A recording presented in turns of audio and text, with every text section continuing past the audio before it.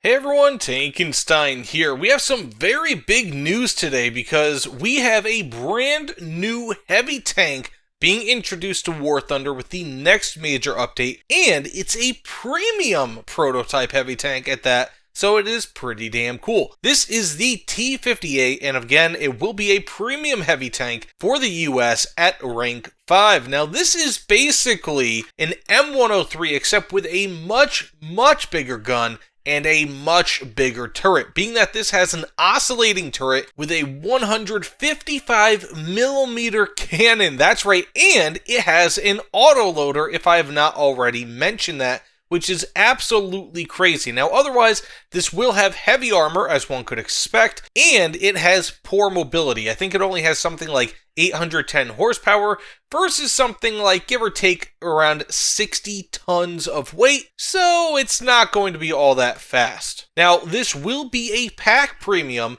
and will of course come with the T58, premium account for 15 days, 2,000 Golden Eagles, will come with the unique title Big Gun if you pre-order, and if you pre-order, it will also come with the Big Gun decal, which is also pretty cool. Now again, those last two things are pre-order bonuses, so if you purchase this pack after the update comes out, you will not be able to get those bonuses. So if you want the decal and the title, again, you have to pre-order. And unfortunately, I do not have a discount code, so if you guys want to pre-order, maybe check out another creator for their discount code, because I just have never been given one.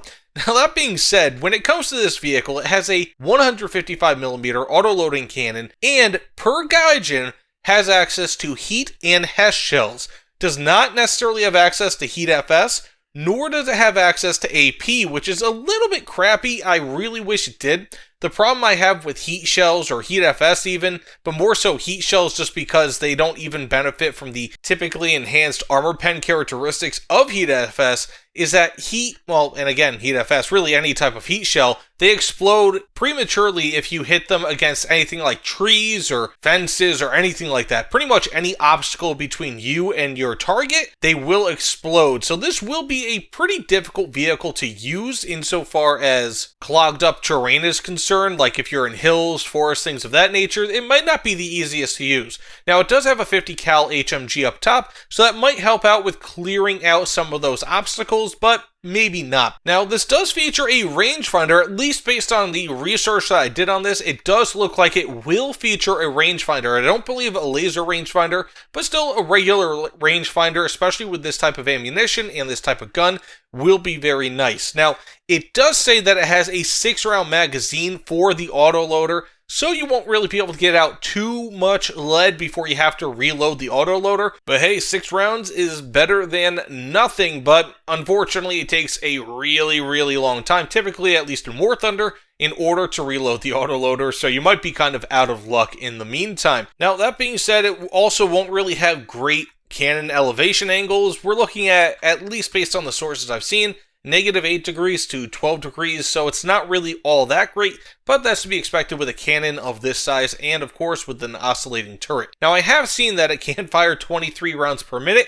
I don't really think that that's going to be likely in War Thunder. I mean, hey, who knows? They'll probably nerf it is my guess. We might see like a 6-second autoloaded reload time, and of course way longer once we actually have to start reloading the autoloader, but that's just kind of a guess on my part. But that being said, let me know what you guys think about this in the comments below. I feel like it is a really cool vehicle to see coming to War Thunder, and it also opens the door for the T57, which is basically the smaller gun version of this. It has a 120mm cannon.